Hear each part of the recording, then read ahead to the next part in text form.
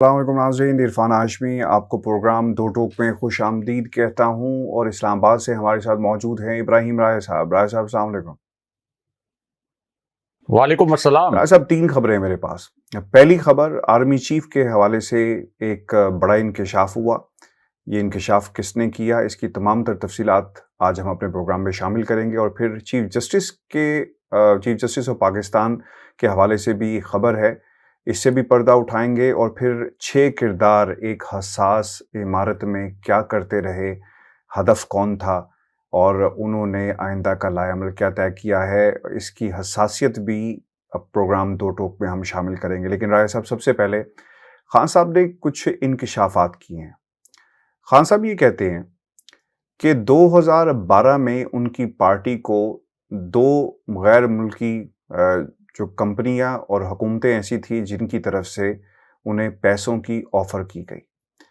اور پھر خان صاحب نے یہ بھی کہا کہ آپ نے فیصلہ کرنا ہے کہ آرمی چیف کون بنے گا، یا یہ ملک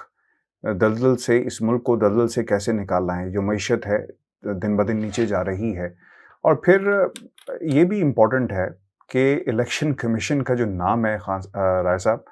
وہ پاکستان میں نیوٹرلز نے دیا، اور خان صاحب نے اس کی پوری ایک ٹائم لائن بتائی ہے کہ کچھ لوگ پاکستان کے طاقتور حلقوں نے کہا کہ سکندر سلطان صاحب جو ہیں ایک ڈیڈ لاک کی کیفیت ہے، اور یہ نان کانٹروورشل بندے ہیں، تو جب ہم نے یہ نام اپنی پارٹی کے اندر منظر عام پر آتا ہے تو پھر کافی زیادہ آہو بکا شور مچا کے یہ غالباً نون لیگ کے گھر کا بندہ ہے جس کو چیف الیکشن کمشنر بنایا جا رہا ہے۔ اور پھر اس کے بعد ہم نے دیکھا کہ رجیم چینج کا جو 3rd فیز ہے، جس میں الیکشن کمیشن کو بطور ہتھیار استعمال کیا جا رہا ہے۔ اب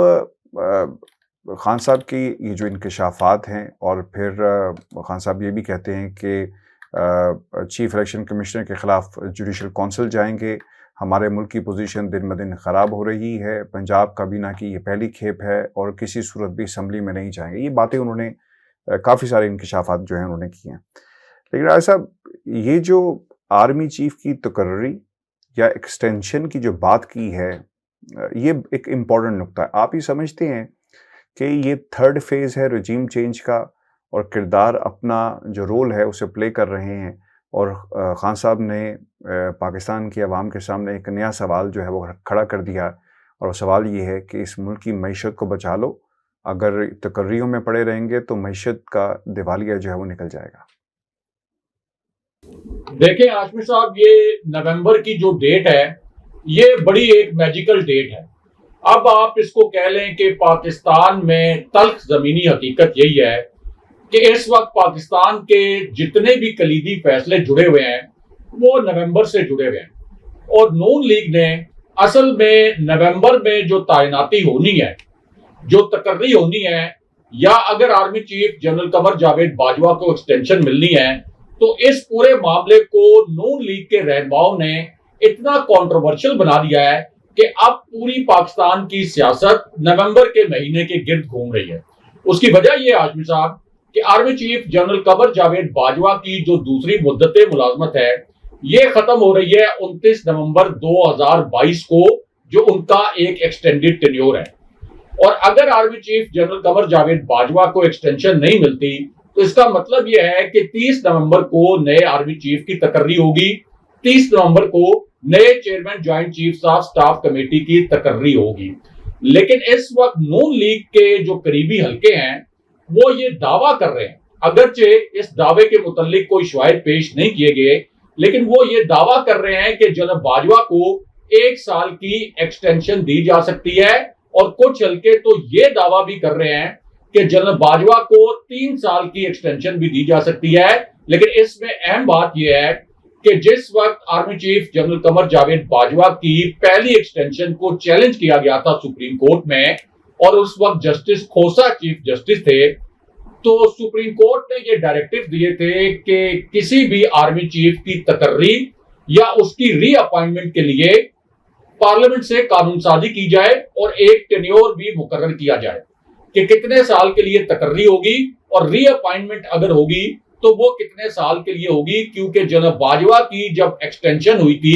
تو اس کو ایکسٹینشن کا نام نہیں دیا گیا تھا، اس کے متعلق کہا گیا تھا کہ یہ دوبارہ تقرری ہوئی ہے، ری اپائنٹمنٹ۔ اب اس کے بعد جو ہاشمی صاحب قانون سازی ہوئی تھی army chief general Qamar Javed Bajwa کی ایکسٹینشن کے لیے اور ری اپائنٹمنٹ کے لیے، وہ مشہور زمانہ قانون سازی جس کے لیے ایک بدنام زمانہ اجلاس لندن میں ہوا تھا، میاں نواز شریف کے حوالے سے اسے ایک بدنام زمانہ اجلاس کہا جاتا ہے، کیونکہ یہ وہی اجلاس تھا جس میں اسحاق ڈار قرآن پاک لے کر آئے تھے اور پھر حلف لیا گیا تھا کہ آج میاں نواز شریف اپنے پارٹی رہنماؤں کو جو ڈائریکٹیوز دیں گے، یہ پورے ڈائریکٹیوز کسی صورت باہر نہیں جانے چاہیے اور یہ نہیں پتا چلنا چاہیے کہ اصل میں میاں نواز شریف نے یہ فیصلہ کیا ہے۔ تو اس وقت میاں نواز شریف ایک طرف تو army chief general Qamar Javed Bajwa کے خلاف مہم چلا رہے تھے، لیکن دوسری جانب یہاں سے خواجہ آصف اور شہباز شریف، مریم اورنگزیب، خرم دستگیر جب یہ لندن پہنچے تو خواجہ آصف اور شہباز شریف کے ایک خاص پیغام پر اس وقت میاں نواز شریف نے یہ فیصلہ کیا کہ جنرل باجوہ کی ایکسٹینشن کی حمایت کرے گی نون لیگ پارلیمنٹ میں۔ یہ پہلا بہت بڑا یو ٹرن تھا، یعنی اس سے پہلے بھی بے شمار یو ٹرن تھے، لیکن یہ ووٹ کو عزت دو کا نام نہاد جو بیانیہ بنایا گیا تھا، اس کے بعد سب سے بڑا یہ یو ٹرن تھا۔ لیکن یہ جو ہاشمی صاحب قانون سازی ہوئی تھی، اس کے بعد یہ طے ہو گیا تھا کہ کسی بھی آرمی چیف کی عمر کی زیادہ سے زیادہ حد 64 سال ہوگی۔ تو اب کچھ حلقے جو یہ کہہ رہے ہیں کہ جنرل باجوہ کو 3 سال کی ایکسٹینشن بھی مل سکتی ہے، تو اس کا مطلب یہ ہے کہ پھر تو ان قوانین میں ترامیم کرنی پڑیں گی، پارلیمنٹ سے ایک نئی قانون سازی ہوگی۔ اگرچہ D G I S P R یہ وضاحت کر چکے ہیں کہ جنرل باجوہ دوبارہ سے ایکسٹینشن نہیں لیں گے۔ اب ہاشمی صاحب یہ جو پورا کنٹروورشل کیا ہے معاملہ نومبر کی تعیناتی کا، یہ اصل میں نون لیگ نے اس وقت کیا جب خرم دستگیر نے یہ سٹیٹمنٹ دے دیا آج سے چند ہفتے پہلے کہ ہم حکومت میں نہیں آنا چاہتے تھے، ہم تحریک عدم اعتماد نہیں لانا چاہتے تھے، ہمیں ڈرایا گیا، ہمیں بتایا گیا کہ فلاں جنرل سیٹ پر بیٹھ جائے گا اگر آپ نے تحریک عدم اعتماد میں ہمارے ساتھ تعاون نہ کیا، اور اگر عمران خان کو نہ ہٹایا گیا ان کی کرسی سے۔ یعنی تاثر یہ تھا کہ ہمیں خاص حلقوں نے یہ پیغام بھجوایا تھا۔ اس کے بعد رانا ثناء اللہ نے، جاوید لطیف نے یہی باتیں کیمروں کے سامنے بھی دہرا دی کہ ہمیں مخصوص حلقوں کی جانب سے، مقتدر حلقوں کی جانب سے یہ میسج ملا تھا۔ تو اس پوری صورتحال میں نومبر کی بار بار ڈیٹ کا اس لیے ذکر کیا جا رہا ہے کہ ایک تو کنٹروورشل کر دیا اس کو نون لیگ نے، دوسرا ہاشمی صاحب خان صاحب جو کہتے ہیں کہ نومبر میں یہ تقرری ہونی ہے، لیکن اس کا مطلب یہ نہیں ہے کہ جب تک یہ تقرری نہیں ہوتی اس وقت تک پاکستان کے تمام فیصلے جمود کا شکار ہو جائیں، آپ کی معیشت اسی طرح تباہ ہوتی رہے، آپ کا ملک اسی طرح دیوالیہ ہونے کے قریب تر جاتا رہے، اور ہم یہ انتظار کرتے رہیں کہ 3 مہینے گزریں گے، اس کے بعد نئے آرمی چیف کی تقرری ہوگی، پھر نئے آرمی چیف کی کوئی پالیسی سامنے آئے گی، پھر دیکھا جائے گا کہ معیشت کے حوالے سے کیا فیصلے ہوں گے، پھر دیکھا جائے گا کہ اگلے الیکشن کے حوالے سے کیا فیصلے ہوں گے۔ اور اگر یہ تقرری اتنی زیادہ اہم ہے، اور اس وقت اگر پاکستان میں پاکستانی سیاست سے، پاکستانی معیشت سے، اس سے بھی زیادہ یہ تقرری اہمیت رکھتی ہے، تو پھر یہ تقرری اور اس کا فیصلہ جلدی بھی کیا جا سکتا ہے۔ جیسے عمران خان صاحب نے کہا کہ نیا آرمی چیف کون ہوگا، جنرل باجوہ کو ایکسٹینشن ملتی ہے نہیں ملتی، میری اس میں کوئی دلچسپی نہیں ہے، اور یہ جو سینئر لاٹ ہے اس وقت جو آپ کی ایک سینیورٹی لسٹ موجود ہے، میں ان کو زیادہ جانتا بھی نہیں، یعنی جو طاقتور جنرلز اس وقت پہلے 7 نمبرز پر سینیورٹی لسٹ میں موجود ہیں۔ تو خان صاحب کہتے ہیں کہ میرا تو کوئی انٹرسٹ نہیں ہے کہ کون آرمی چیف آئے گا، یہ فیصلہ تو ظاہر ہے کہ وقت پر ہوگا، اور اپنی مرضی کا آرمی چیف لانے کی مجبوری جو ہے وہ شریف فیملی کو ہوتی ہے، زرداری فیملی کو ہوتی ہے، کیونکہ یہ جو شریف فیملی ہاشمی صاحب، انہوں نے ایک سابق آرمی چیف کو، ان کے بھائی نے یہ کتاب بھی لکھی کہ ان کو BMW کار دینے کی آفر کی تھی، رشوت دینے کی کوشش کی تھی، ایک مرتبہ لاہور میں، ایک مرتبہ شہباز شریف نے مری میں جا کر ان سے ملاقات کی اور یہ کہا کہ ابا جی، یعنی ہمارے جو والد صاحب، جو ان کے اب والد فوت ہو چکے ہیں، کہ وہ یہ چاہتے ہیں کہ آپ یہ BMW گاڑی لے لیں۔ تو اس وقت وہ چاہتے تھے کہ آرمی چیف ہمارے سیاسی مقاصد کے لیے استعمال ہو، اگرچہ اس وقت کے آرمی چیف نے بھی وہ آفر ٹھکرا دی تھی شریف خاندان کی۔ تو اس پوری صورتحال میں ہاشمی صاحب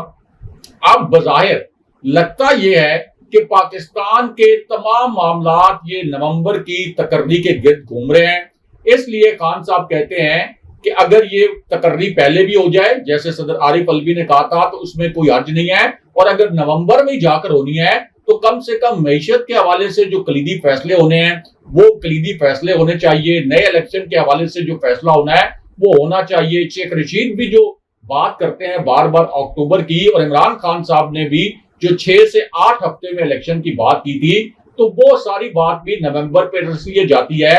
کہ یہ 6 سے 8 ہفتے بھی اکتوبر کے پہلے ہفتے میں پورے ہو جاتے ہیں جن کے متعلق عمران خان صاحب نے بات کی. اب دوسرا جو ہاشمی صاحب چیف الیکشن کمشنر کے متعلق خان صاحب نے انکشاف کیا ہے. اب چیف الیکشن کمشنر کی جو تعیناتی ہوتی ہے, چونکہ یہ ایک آئینی عہدہ ہے, تو یہ پرائم منسٹر اور اپوزیشن لیڈر کے درمیان مشاورت سے ہوتی ہے. اب عمران خان تو ظاہر ہے کہ براہ راست اس وقت شہباز شریف کے ساتھ مشاورت کرنے کے لیے تیار نہیں تھے. ان کا ایک اصولی موقف تھا کہ شہباز شریف پر چونکہ کرپشن کے الزامات ہیں, عدالتوں سے ان کو سزا ہو چکی ہے, تو میں ان کے ساتھ نہیں بیٹھوں گا کسی بھی صورت. تو اس کے بعد ایک کمیٹی بنی حکومت کی اور اپوزیشن کی, اور پھر سکندر سلطان راجہ کا جو نام ہے جب یہ سامنے آیا تو بہت سے لوگ, بہت سے صحافی, بہت سے تجزیہ کار حیران رہ گئے, کیونکہ نون لیگ نے کچھ نام فلوٹ کیے تھے, کچھ تحریک انصاف نے نام فلوٹ کیے جن میں پہلے مرحلے میں سکندر سلطان راجہ کا نام نہیں تھا. ایک ڈیڈ لاک پیدا ہو گیا. شیریں مزاری اس وقت حکومت کی کمیٹی کو چیئر کر رہی تھی, اور جس وقت شیریں مزاری نے ڈیڈ لاک کے بعد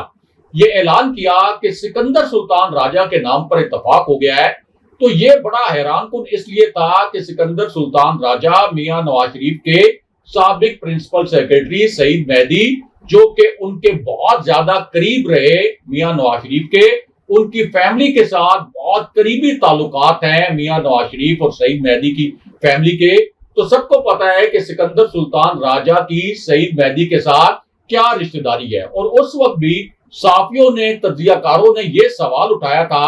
کہ یہ تحریک انصاف نے کس قسم کا فیصلہ کر لیا, یہ کہاں سے نام آیا, کس طرح سے سکندر سلطان راجہ جن کے متعلق یہ گہرا تاثر ہے کہ وہ نون لیگ کے بہت قریب ہیں, یہ کیسے بن گئے آخر چیف الیکشن کمشنر. اب خان صاحب نے انکشاف یہ کیا ہے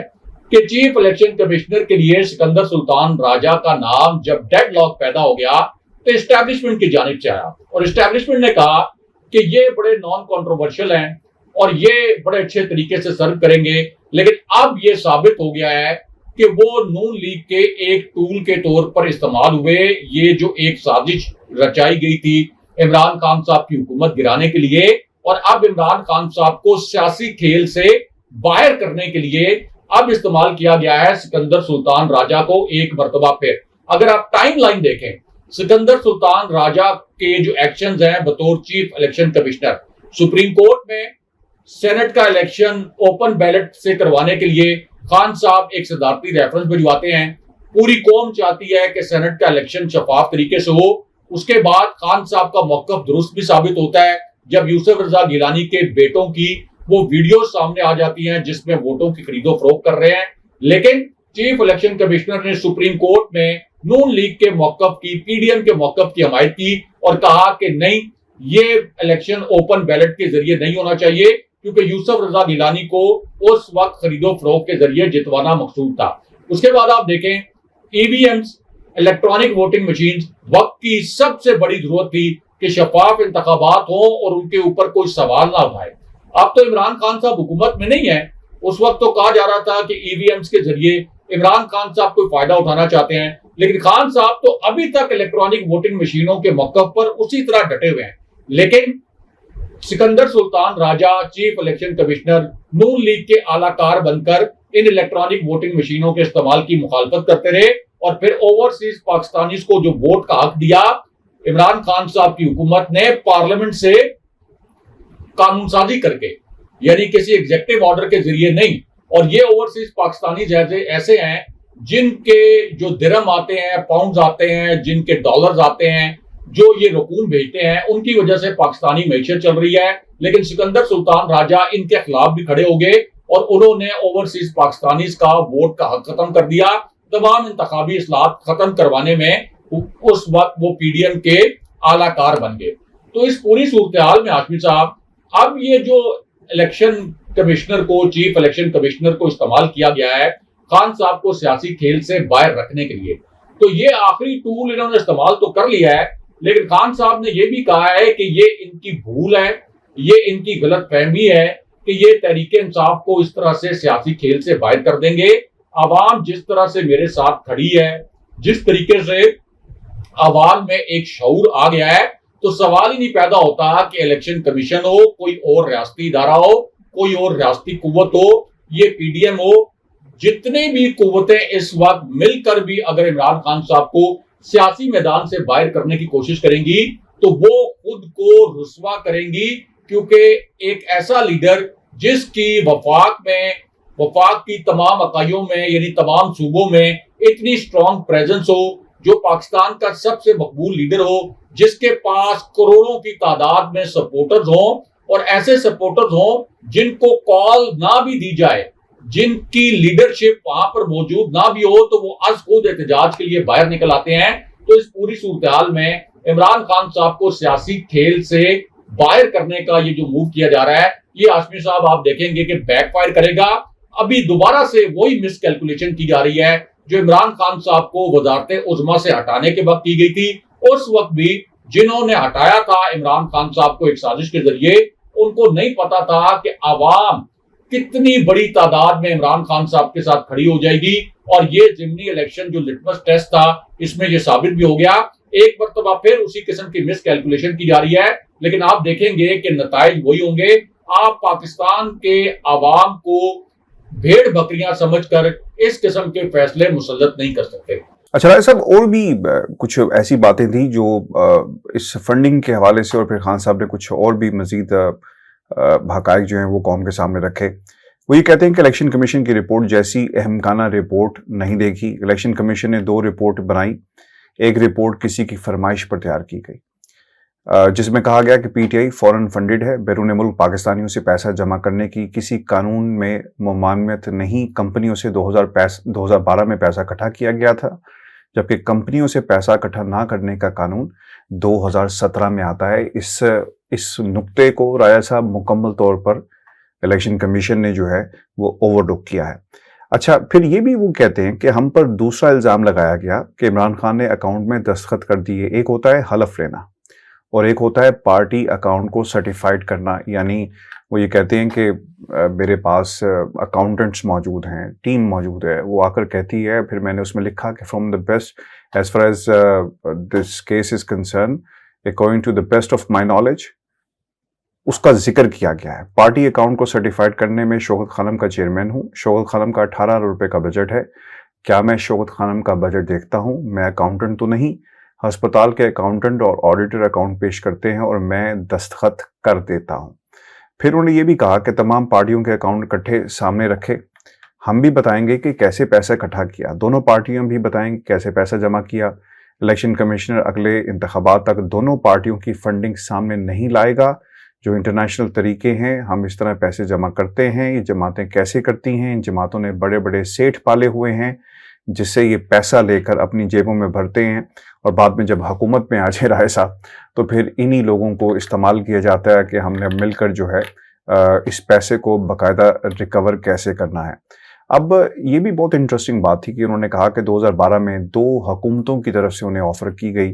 और हमने खान साहब ये कहते हैं कि उस वक्त कहा कि हम आपसे पैसा नहीं ले सकते। और ये भी एक इम्पॉर्टेंट बात है, उन हुकूमतों की तरफ से ये कहा गया राय साहब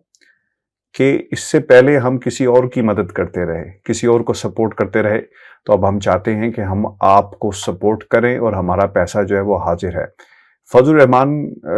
का जिक्र भी किया है उन्होंने कि वो लिबिया से पैसे आते थे। जनरल पाशा ने ये पार्लियामेंट के अंदर ये बात कही है। और फिर पार्टियां किस किस से लेती रही, आसिफ अली जरदारी का क्या किरदार रहा, सिंध हाउस में 5 करोड़, और फिर इसके बाद बोली जो है वो बढ़ जाती है। खान साहब ने ईसीएल में नाम डालने की बात भी की है। और राय साहब, ईसीएल में क्या इमरान खान साहब को अपने नाम डालने का कोई खौफ होगा? खौफ तो उन लोगों को होता है जिनके बच्चे बाहर हैं, जिनका रहना सहना बाहर है, जिनके बिजनेसेस, जिनके घर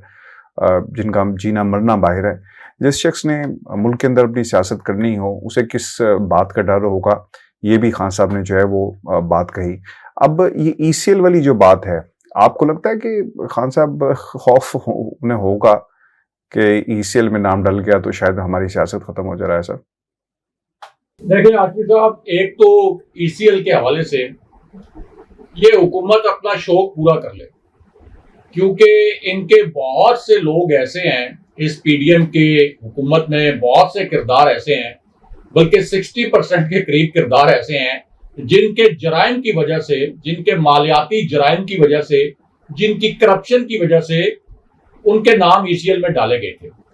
اچھا، عمران خان صاحب کا یہ جو نام کہتے ہیں ہم ای سی ایل میں ڈالیں گے، تو پہلی اگر آپ تقریر نکالیں عمران خان صاحب کی، یعنی جس وقت عمران خان صاحب کو ایک سازش کے ذریعے نکالا گیا تھا، تو اس کے بعد اگر پہلی تقریر اگر آپ نکال کر سن لیں تو اس دن خان صاحب نے کہا تھا، اعلان کر دیا تھا کہ کچھ لوگ یہ سمجھتے تھے کہ میں جب نکالا جاؤں گا اس سازش کے ذریعے تو میں باہر چلا جاؤں گا، لیکن میں آج اعلان کر رہا ہوں کہ میں باہر کسی صورت نہیں جاؤں گا، حقیقی آزادی کی جنگ لڑوں گا، حقیقی آزادی کی تحریک چلاؤں گا، اور میرا نام آج ہی یہ حکومت ای سی ایل میں ڈال دے۔ اب ہاشمی صاحب، یہ ای سی ایل کے نام سے رانا ثناء اللہ، میاں نواز شریف، شہباز شریف، مریم نواز، ان کو تو خوف ہو سکتا ہے، لیکن عمران خان صاحب کو کیا خوف ہو سکتا ہے؟ پچھلے 3.5 مہینے سے تو ان کا نام ای سی ایل میں نہیں تھا، تو کیا خان صاحب نے ایک مرتبہ بھی یہ اٹیمپٹ کی کہ وہ باہر جائیں، یا کہیں سے آپ کو کسی کونے خدرے سے، ذرائع سے جعلی خبر، جعلی اطلاع تک بھی کوئی ایسی ملی کہ عمران خان صاحب نے طاقتور حلقوں سے کوئی اس قسم کی بات کی ہو کہ وہ باہر جانا چاہتے ہیں اور ان کے باہر جانے میں کوئی رکاوٹ ہے اور اس رکاوٹ کو طاقتور حلقے دور کریں؟ تو ایک تو ای سی ایل والا جو معاملہ ہے یہ تو مکمل طور پر مذاق ہے۔ دوسرا جو ہاشمی صاحب فارن فنڈنگ کے متعلق عمران خان صاحب نے بتایا نون لیگ کی اور پیپلز پارٹی کی اور دیگر جماعتوں کی،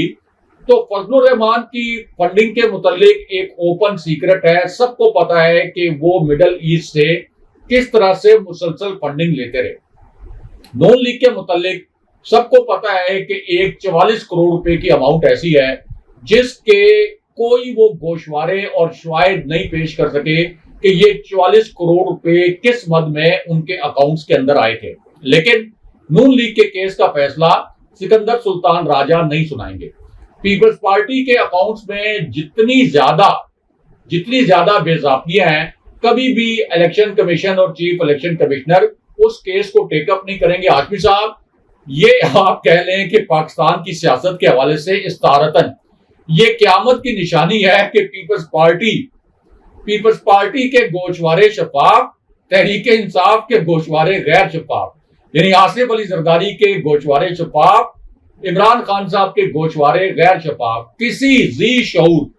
پاکستان کے کسی شخص کے سامنے، پیپلز پارٹی کے کسی کارکن کے سامنے اگر آپ یہ بات کریں، یہ کمپیرزن رکھیں، تو وہ بھی آپ کو اس وقت جو جواب دے گا، پہلے تو شاید وہ اپنی ہنسی پہ کنٹرول نہیں کر پائے گا کہ آصف علی زرداری کی شفافیت کا مقابلہ عمران خان صاحب کی شفافیت کے ساتھ کیا جا رہا ہے۔ لیکن اس وقت چونکہ ٹارگٹ کرنا مقصود ہے عمران خان صاحب کو، تو یہ آخری حربے کے طور پر فارن فنڈنگ کیس کا یہ فیصلہ سنایا گیا ہے۔ لیکن اس میں ہاشمی صاحب سب سے اہم بات کہ وہ لوگ جن کے ویڈیو سٹیٹمنٹ سامنے آئے ہیں کہ ہمیں غیر ملکی بنا دیا گیا، بینش فریدی کا جو سٹیٹمنٹ آیا، ویڈیو سٹیٹمنٹ، انہوں نے کہا کہ میں پاکستانی نیشنل ہوں، برطانیہ میں رہتی ہوں، لیگل چینل سے، آفیشیل اکاؤنٹ سے میں نے پیسے بھیجے، نادرا سے چیک کر لیں کہ میں ایک پاکستانی ہوں۔ الیکشن کمیشن کا 36 گھنٹے گزرنے کے باوجود ابھی تک کوئی ریبٹل نہیں آیا، ابھی تک انہوں نے نہیں کہا کہ نہیں، بینش آفریدی پاکستانی نہیں ہے، کوئی وہ یو کے نیشنل ہیں اور ان کے جو پیسے تھے، یعنی یو کے نیشنل ہونے میں کوئی برائی نہیں ہے، لیکن جس طرح سے ان پر الزام لگایا گیا کہ وہ پاکستانی نہیں تھیں اور غیر قانونی طریقے سے انہوں نے فنڈنگ کی۔ پھر جو 4 لوگوں کے اور ویڈیو سٹیٹمنٹ آئے ہیں، 2 لوگوں کے آج بھی آگے ہیں جن کو غیر ملکی ایجنٹ قرار دیا گیا ہے، تو ان سٹیٹمنٹس کو تو ڈینائی نہیں کیا الیکشن کمیشن نے۔ الیکشن کمیشن ابھی تک سو رہا ہے، شاید وہ صدمے کی کیفیت میں ہے کہ یہ ہم سے کتنی بڑی غلطی ہو گئی ہے۔ تو اگر الیکشن کمیشن کا فیصلہ درست ہے اگر وہ یہ سمجھتا ہے کہ یہ جو سٹیٹمنٹ آیا ہے ویڈیو سٹیٹمنٹ یہ غلط ہیں تو الیکشن کمیشن کو کس نے روکا ہے ان کے ترجمان کو ایک سٹیٹمنٹ جاری کر دے. عمران خان صاحب تو پرائم منسٹر تھے تو الیکشن کمیشن نے عمران خان صاحب کے خلاف ایک چارج شیٹ نما ایگریسو سٹیٹمنٹ جاری کر دیا تھا, لیکن اب الیکشن کمیشن کھسیانی بلی کھمبا نوچے خاموش ہے, اور سب کو پتا ہے اب یہ ایک اوپن سیکرٹ ہے کہ سکندر سلطان راجہ انتہائی متعصب طریقے سے اس وقت اس اتحادی حکومت کے امپورٹڈ حکومت کے ایک ٹول کے طور پر استعمال ہو رہے ہیں اور اپنے عہدے کے ساتھ چمٹے ہوئے ہیں. اس کے باوجود کہ دو صوبوں کی حکمران جماعت یعنی تحریک انصاف پنجاب اور کے پی کی جو حکمران جماعت ہے, قومی اسمبلی میں جو سب سے بڑی جماعت ہے, وہ یہ کہہ رہی ہے کہ آپ جان چھوڑیں استعفیٰ دیں, لیکن وہ استعفیٰ دینے کے لیے تیار نہیں ہے اور اگلے الیکشن کو بھی کنٹروورشل بنانے کے لیے پوری تیاری کر کے بیٹھے ہیں. اچھا راجہ صاحب, اب یہ چیف جسٹس کے بارے میں ایک خبر ہے اور پھر 6 کردار حساس بلڈنگ میں کیا کرتے رہے. نواز شریف نے لندن میں بیٹھ کر پی ڈی ایم کے اجلاس کی سربراہی کی ہے اور انہوں نے یہ حکم نامہ جاری کیا, یعنی اس پاکستان کے اندر ہماری مجبوریاں دیکھیں اور ہماری قسمت دیکھیں کہ ایک مجرم لندن میں بیٹھ کر پاکستان کی عوام کا اس نظام کا فیصلہ کر رہا ہے جو خود جیل سے بھاگا ہوا ہے, اور وہ یہ کہتا ہے کہ آپ سپریم کورٹ آف پاکستان میں ایک ریفرنس لے کر جائیں. 48 گھنٹوں کا الٹیمیٹم دیا گیا اور پھر راجہ صاحب یہ بھی کہا گیا کہ ہر شہر کے اندر پاکستان تحریک انصاف کے خلاف باقاعدہ احتجاج کیا جائے, یعنی کے پی کے اندر فضل الرحمان صاحب کریں گے, کوئٹہ کے اندر جو ہے وہ بی این پی اور جو باقی جو پارٹیز ہیں مینگل گروپ ان کو ڈیوٹی لگا دی گئی ہے, سندھ حیدرآباد کے اندر پاکستان پیپلز پارٹی کرے گی, اسلام آباد اور پنڈی کے اندر نون لیگ خود جو ہے جہاں پہ ان کی حکومت ہے احتجاج جو ہے وہ کرے گی. راجہ صاحب پھر وہ یہ بھی کہتے ہیں کہ سپریم کورٹ سے استدعا کریں کہ اس ریفرنس کا فل کورٹ بنایا جائے. ملک دشمن عناصر کے ایجنڈے پر عدم استحکام پیدا کرنے والے سے کوئی رعایت نہیں برتنی چاہیے. عمران خان سی پیک کو رول بیک اور کشمیر کا سودا کرنے میں بھی براہ راست ملوث ہے. قومی وطن پارٹی کے سربراہ آفتاب شیرپاؤ صاحب نے یہ ضرور کہا تھا کہ آپ نے سارا زور جو ہے وہ اس کے اوپر لگایا ہوا ہے. ملک کے اندر جو مہنگائی ہے, کیونکہ جب ہم الیکشن میں جائیں گے تو عوام ہم سے یہ سوال کرے گی کہ آپ تو اپنے ناموں کو کلیئر کرنے میں لگے رہے, ملک کی معیشت اور مہنگائی کا آپ لوگوں نے کیا کیا. راجہ صاحب اب سب سے بڑا سوال یہ ہے کہ الیکشن کمیشن آف پاکستان کے اس فیصلے پر سپریم کورٹ کیا کرے گا. جرا نہیں ہوئی, گواہ پیش نہیں کیے گئے, لیکن اس کے باوجود 48 گھنٹے یہ شخص لندن میں بیٹھ کر یہ کہہ رہا ہے پاکستان کی جو جماعتیں ہیں سیاسی جماعتیں کہ جناب آپ نے استدعا کریں فل کورٹ بنانے کی. جی راجہ صاحب. دیکھیں عاصم صاحب, ایک تو الیکشن کمیشن نے جو شو کاز نوٹس جاری کیا ہے تو قانونی طور پر 14 دن موجود ہیں تحریک انصاف کے پاس اس شو کاز نوٹس کا جواب دینے کے لیے. پھر ظاہر ہے کہ سپریم کورٹ جانے کا اعلان تحریک انصاف نے بھی کر دیا ہے, ہائی کورٹ سے بھی وہ رجوع کر سکتے ہیں. تو یہ ایک ڈیسپریٹ میئر ہے اس وقت کے 48 گھنٹے کے اندر تحریک انصاف کے خلاف ریفرنس لے کر چلے جائیں. یعنی ابھی اس شو کاز نوٹس کا جواب نہیں دیا تحریک انصاف نے, ابھی قانونی طور پر وہ مدت باقی ہے, لیکن اس کے باوجود میاں نواز شریف اتنے خوفزدہ ہیں اس وقت عمران خان صاحب سے, جس طرح کی ایک بہت ہی تحقیر آمیز شکست میاں نواز شریف کو, ان کی پارٹی کو, ان کی بیٹی مریم نواز کو عمران خان صاحب نے ان 14 جماعتوں کو پنجاب میں دیا ہے. تو اس کے بعد خوف کا عالم یہ ہے کہ یہ چاہتے ہیں کہ فوراً سے سپریم کورٹ سے فیصلہ آئے, ہم ایک ریفرنس لے کے جائیں, عمران خان صاحب نائل ہو جائیں, تحریک انصاف تحلیل ہو جائے, کلعدم ہو جائے. اب ہاشمی صاحب اسی اجلاس میں یہ جو آپ نے کہا 7 کردار, میاں نواز شریف, شہباز شریف, اسی طرح بلاول بھٹو, یہ جو پی ڈی ایم کے کردار ہیں, فضل الرحمان, اصل میں اس اجلاس میں یہ ڈیسائیڈ کیا گیا کہ چیف جسٹس کو دھمکانے کے لیے ایک پہلے سے حکمت عملی بنا لی جائے.